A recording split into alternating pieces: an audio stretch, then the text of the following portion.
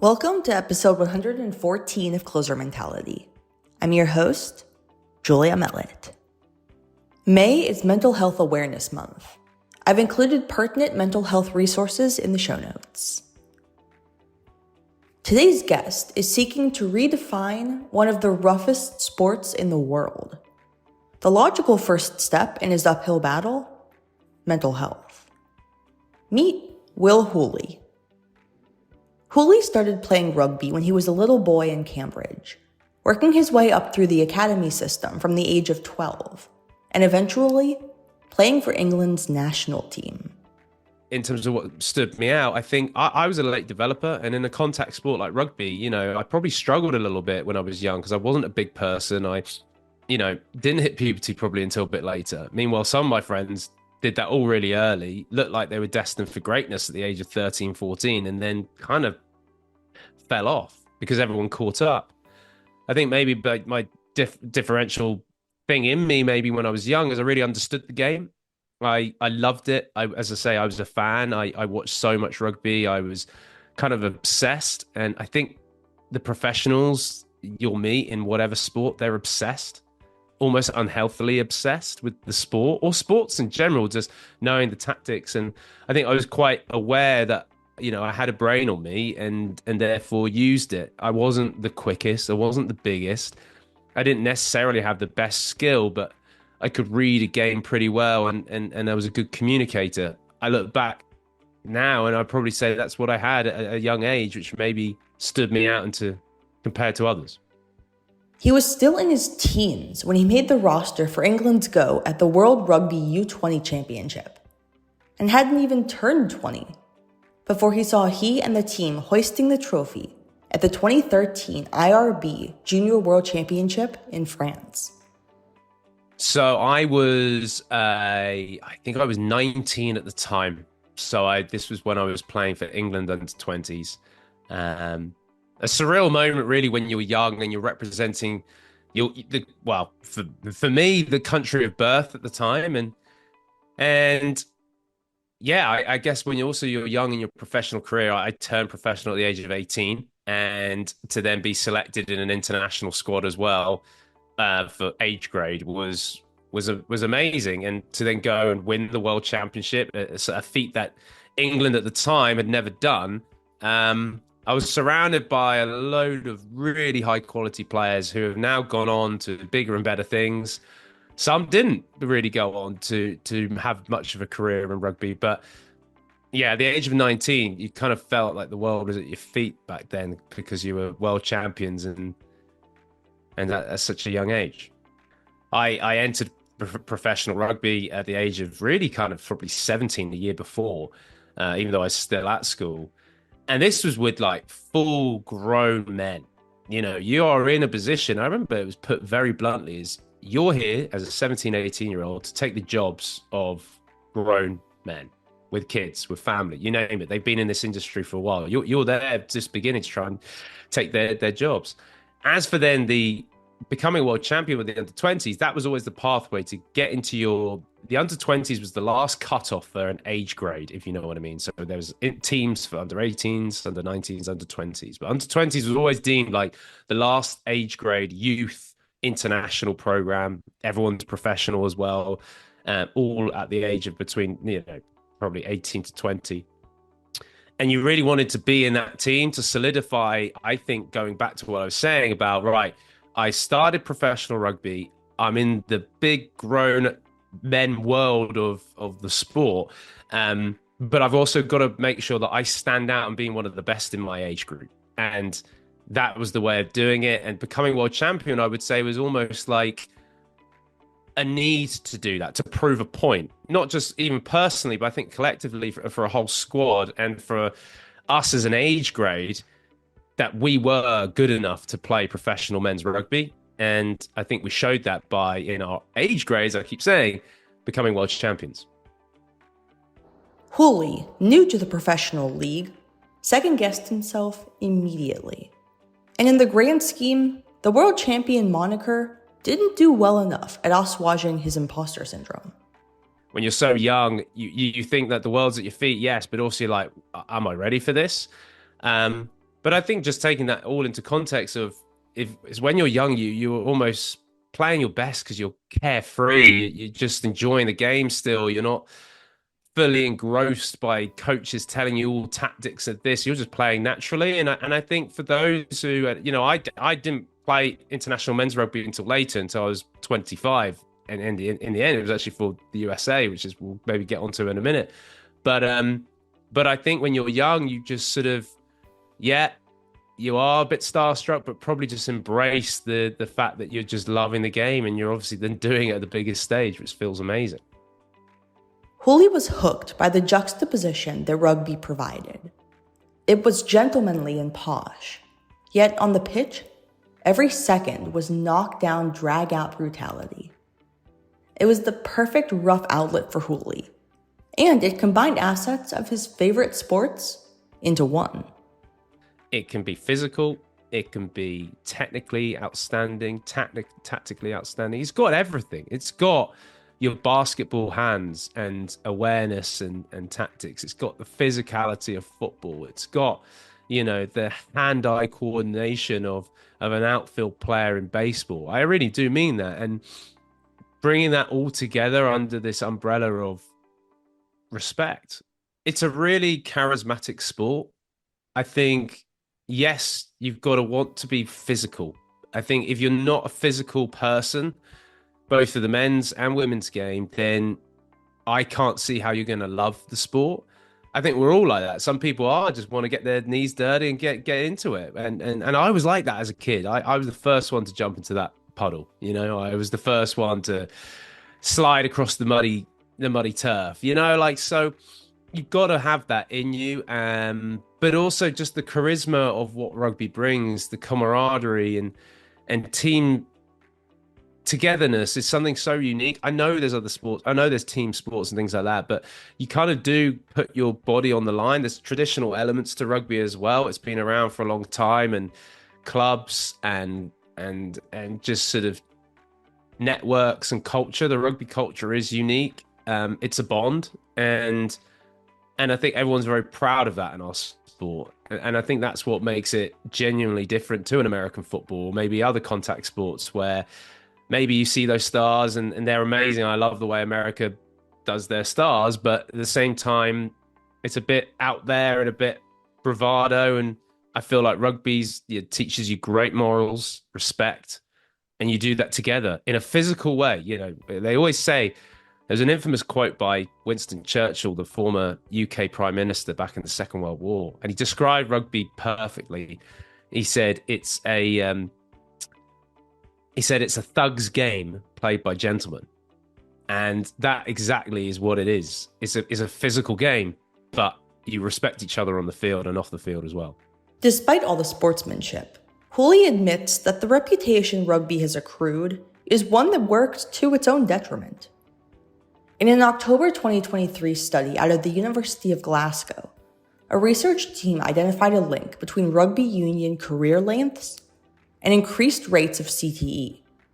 The UK's University of Glasgow partnered with the United States' Boston University and Australia's University of Sydney's brain banks to analyze the brains of 31 amateur and elite rugby players.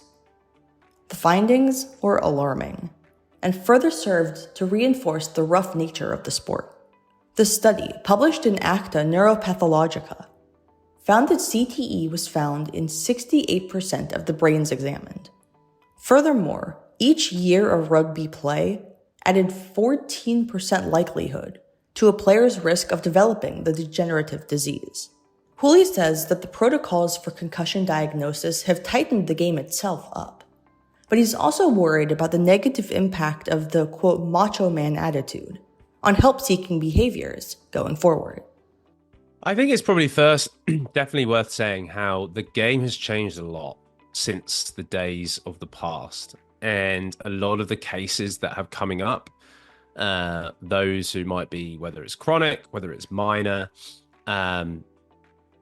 it's changing because of the protocols that are in place. Unfortunately, back even as early as about 10 years ago, protocols weren't in place that if someone had a concussion, they were taken from the field, they were not allowed back on, and they had to do X amount of weeks recovery and also have recovery access to hyperbaric chambers or whatever it might be.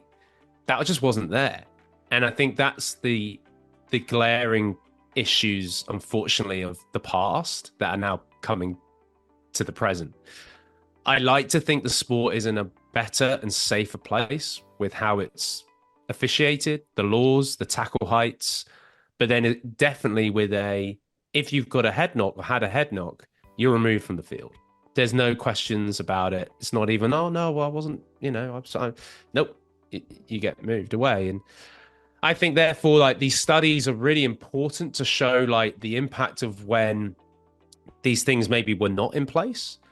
But I also know, like, because of the focus of concussion, I say sort of protection, there is now a lot more going into, okay, well, what can be done to either prevent or even help with cases of a CTE or whatever it might be. So I do believe as we go forward, the recognition that rugby is a contact sport, that's never going to change. And if you don't want to be involved in it, then ultimately don't be involved in it. That's the nature. But I think also rugby is fickle to think that it can't talk about it in a way that we need to be better and we need to do better to look after the players. And that has really started to happen, but needs more. And it's then looking after the players in the future as well. About in 10 years' time, I had a bunch of concussions. As I say, I want to make sure that I have the ability that I can look after my brain health, whether that's with supplement, whether that's with medication, whatever it might be. And I want to make sure, I hope that rugby players get looked after in that way in the future for sure. You're never going to prevent 100% of these cases. But then at the same time, what you can do is certainly improve those stats by just being better going forward. Hooley is an athlete ambassador for a charity called Loose Heads, which provides mental health resources to more than 1,200 rugby clubhouses in 28 different countries. Loose Heads, yeah, means a lot to me. It's the mental health awareness charity in rugby across the world. They were originally sort of founded in the UK by a couple of brothers and the father and a friend. And their whole being was that they created this thing, I think about 2017, 2018, that there was always this missing piece in the rugby clubhouse that men in particular were just going and hiding their sort of emotions. There was like a conversation after game, oh, how are you? And like, yeah, I'm all good. Like, well, how are you really? And it was the realization that actually people were hiding a lot of things, and rugby being that bravado macho sport, you don't want to show weakness.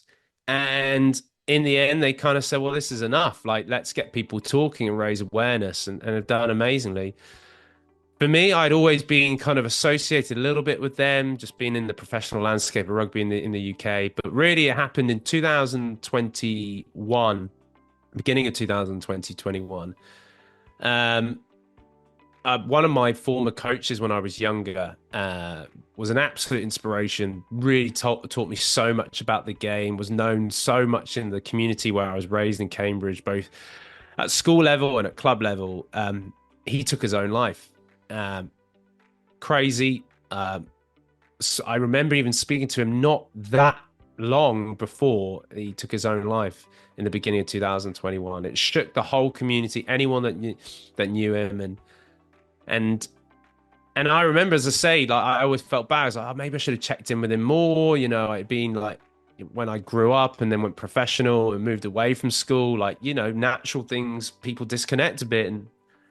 And no, I had no idea that this guy was suffering in the way that he was, and left behind 2 kids and a wife. And that, for me, it was that day.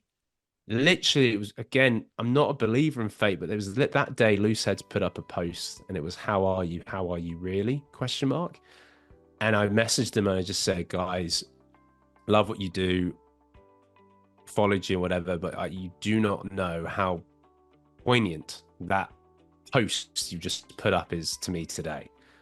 And we talked back and forth, and I just remember thinking to myself, like, look, if there's anything that I can do as a former coach of mine, and in terms of anything to help his legacy, and as I say, I don't want to take away from the fact that he had deep friends and family that were probably closer to him than I was. I was in a different capacity, being one of his students. Then it was like, I want to spread awareness. I want to help spread awareness, and therefore join as ambassador. And I proudly managed to help bring Loose Heads to Major League Rugby in 2022. And now we go into our third season together, and Loose Heads is still proudly the mental health, mental fitness awareness charity for Major League Rugby. So long story short, but they're doing a lot of great things, and long may it continue. And their whole mission is to basically stick a loose head, a mental health lead, into every rugby club around the world. So there's someone in every rugby club around the world that is someone you can go and speak to. And eventually, there's through the resources that Loose Heads offer, be like educated in the mental health space. I am mental health first aided. I had completed my course. So, but yeah, they were just so knowing that this is why they began, because it was almost like just kept in silence, and then these are the problems that arise, and particularly for men, as I say, and particularly, unfortunately, men within rugby. The stories are very unfortunately incredibly frequent. And my former coach, Tom Dan, I can say his name, if only he had known about these sort of organizations. And I think that was one of the hardest things, is you kind of look back, regardless how you knew him, and you just think, what could have been done to prevent this? And that's why, as mentioned, I kind of was like, okay, I can't personally do anything about the past, and we and family and everyone that knew him, can't bring back the past, you know what I mean? But we can at least try and do something to create a safer and better place, mental health wise, for our community, which is the rugby community. In a sport where that struggle has been so reinforced by the macho man attitude that you were talking about earlier, how do you get through to those guys? I think it's just become a lot better in recent times. I know I actually said how in this day and age, mental health is talked about a lot and sometimes can be sort of overdone and overused. But at the same time, because of the awareness is there, and because people are understanding, because teams, franchises, professional organizations are knowing that it's important to look after your employees' mental health, like, I feel everyone feels in a safer space. So that's what I really want to also say. Is I'm not saying that we can't always talk about it. No, but there are times when I do and see sometimes, and almost people take advantage of the conversation of like, well, I'm not going to do this today because my mental health is bad. It's like, well, hold on a minute. Like, let's just go through this. Let's talk about it. Let's, what is this? Is this just a reaction? Like, or is this? But I think the fact that we're way more aware of the topic in the world, and particularly in sport, I think I wish I had it in my beginning of my professional career, and that was 13 or so years ago. I wish there was more of this conversation going on, because it was just kind of like, hide your emotions, get on with it. If you want to make it to the top, don't show weakness. The reality is that is not how it works. And actually, if you can help people, and Major League Rugby, we're incredibly proud to partner with OnRise, which is a mental health resource provider, then that's going to help our athletes to achieve and be the best versions of themselves on and off the field, which is going to help performance. So yeah, the awareness is so much more there now than it's ever been. And that is a good thing when talking, especially within a rugby world that's so macho driven, and even the women's game, female rugby athletes are beasts. Like, they're physical human beings, and females that don't want to show weakness as well. So yeah, it's definitely, people are able to talk about it more now.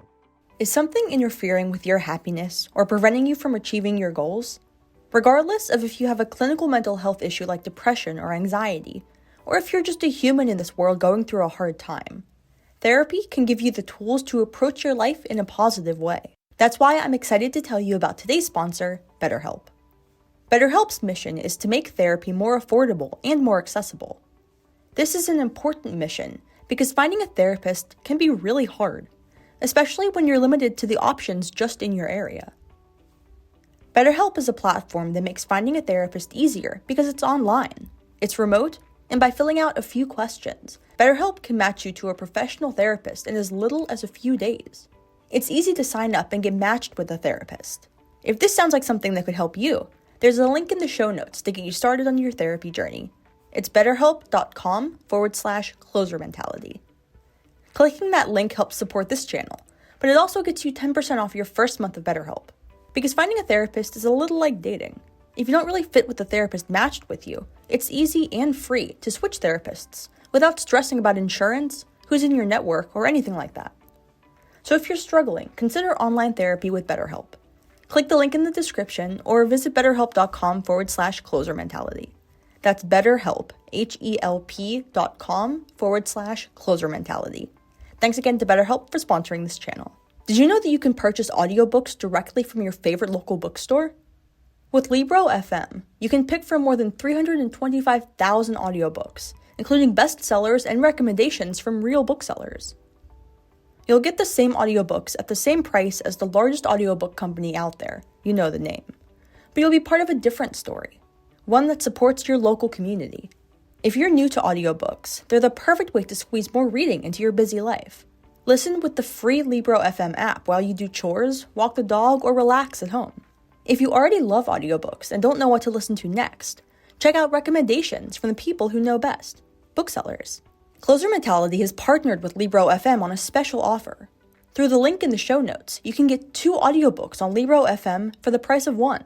Offer only valid for new members in Canada and the US. Thanks to Libro FM for sponsoring this podcast. Hooley's rugby playing journey opened his eyes to the way that the sport he loved in the UK translated to the American sports psyche. In 2018, through eligibility from his American grandmother, Hooley crossed the pond and joined the United States National Rugby Union team. Well, a little bit of the backstory of how I got into that sort of US squad was my grandmother was born and raised in Los Angeles. So by heritage, I could qualify to play for the United States.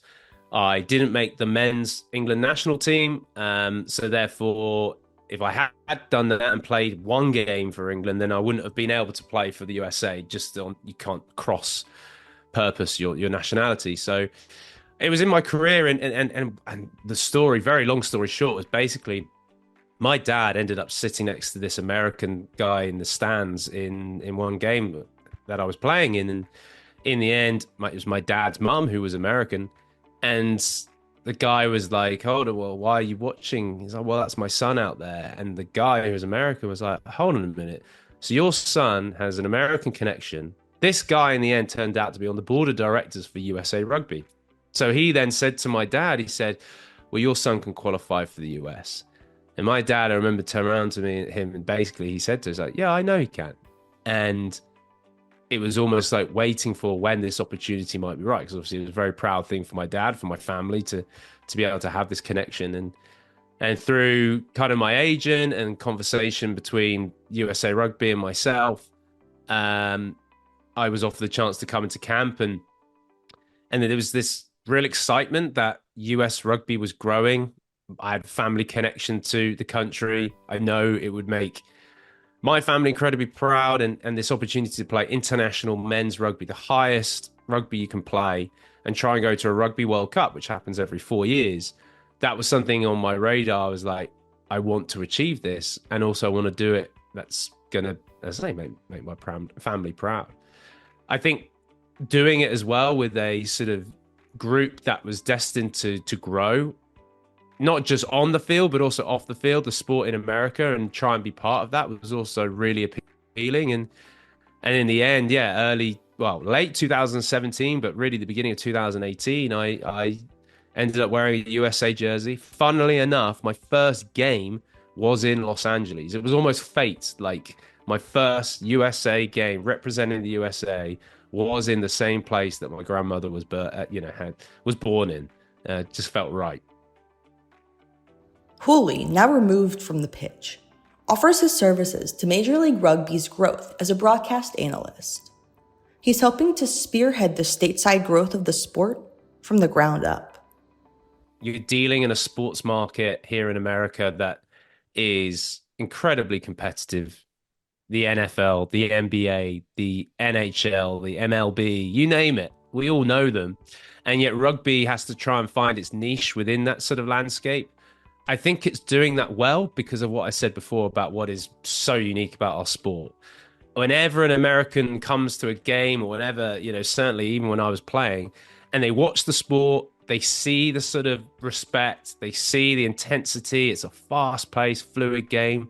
There's not breaks all the time. We're not waiting for a stoppage in play or a timeout. We're just going. And I think they love that. It's about getting it in front of the American sports fan, which is always challenging. But I have never any doubt that the growth of the game here in the US on the domestic front is there. It's getting more into clubs and high schools, big programs that are involved in that. And then the big sort of carrot at the end of all of this is the Rugby World Cup in 2031 for the men, and then in 2033 for the women here in the United States. And that, for me, is like all that growth is going towards that direction. And a reminder for people who don't know, the Rugby World Cup is the third biggest sporting event on the planet. Number one being the soccer FIFA World Cup, number two being the Olympic Games, and number three is the Rugby World Cup. For revenue, for spectators, for engagement, it's the third biggest in the world. So having that in America is going to just send it into a new stratosphere. And I really am hoping between now and then after that competition, the growth of rugby is only going to massively increase. And hopefully we can see the ability like soccer has had in this country, that it really starts to properly take off. We're working really hard, Major League Rugby, with big national TV providers. We're working trying to hard in social media aspects and trying to push it out there. We don't have huge amounts of resources. And as I say, we're going up against incredibly tough markets. But trying to do that is the way that it will progress. And then also, I think, to a degree, tapping into those sports markets in the United States. We do have crossover athletes where people who haven't made it in the NFL are starting to come to rugby and start to show their colours and be brilliant rugby players. We need to try and do that as much as we possibly can.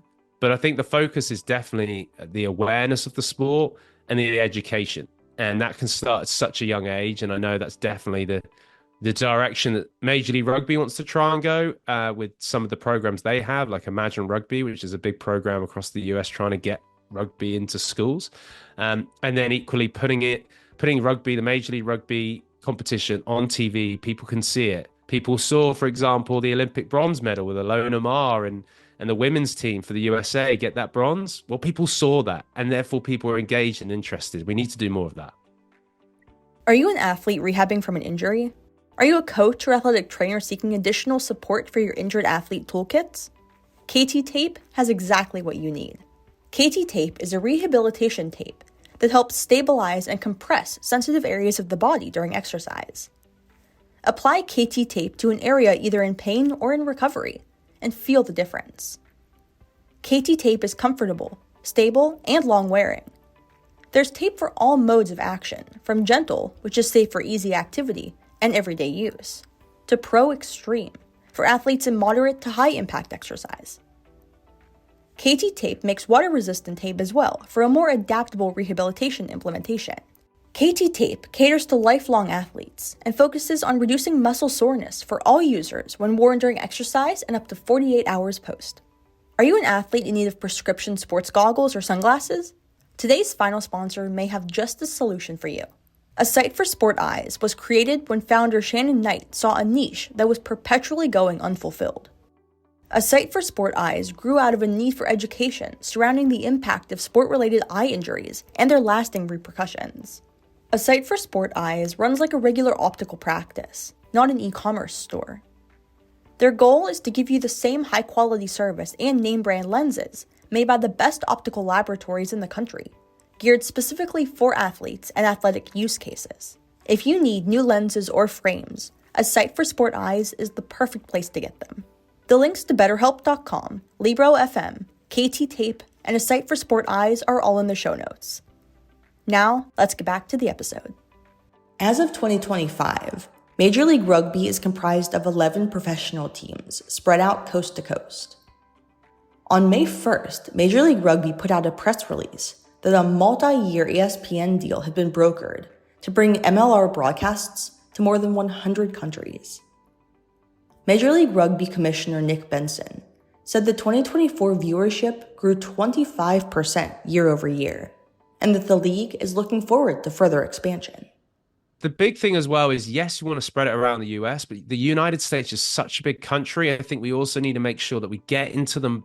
I keep using this word markets, the regions that are rugby orientated. Southern California is a big one. Texas, the Northeast, the Northwest, in the Seattle area, making sure that we're in good communities that know about the sport, or certainly having the sport really growing. I think if you try and spread yourself thin and have teams everywhere in the US, from Montana to Detroit to Oklahoma, I'd love that. Absolutely love that. But I think you've got to really try and target the places that you can really grow the sport quickly and where it's already sort of prominent as well. Hooley alluded to the impact of growing the domestic game alongside mental health implementation at the clubhouse level. Major League Rugby partners with OnRise to provide mental health resources to athletes in all of its 11 clubs. But I think now is like the importance, for example, OnRise, which is the mental health resource partner for Major League Rugby, is now that is exactly, get that in, and is offering that professional psychiatry and therapy. Now that is the difference maker between really helping. If someone's got a genuine issue with their mental health, whatever it might be, whatever they're going through, there are outside professionals who can really genuinely help. And I'm not saying a psychologist is worse than a psychiatrist. I'm saying they have their own different helping hands. That's what I mean. And the fact that now we have that at the table, in a weird way, I hope that one person uses it this year.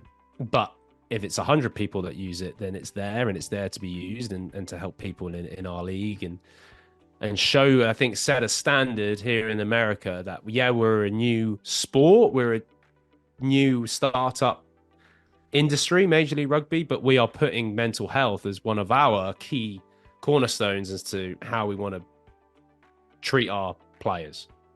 On Thursday, May 8th, Major League Rugby is parting the curtain to fans interested in the intersection between MLR and mental health. A webinar with former and current stars is scheduled for noon Eastern. Links to listen in are in the show notes. Hooley's hosting the event and welcoming fans new and old to tap into the conversation. Thanks for tuning in to episode 114 of Closer Mentality. You can watch Will and I's full interview at the Closer Mentality Uncensored YouTube channel. Once again, happy Mental Health Awareness Month from us at Closer Mentality. I'm your host, Julia Mellett, saying see you next week.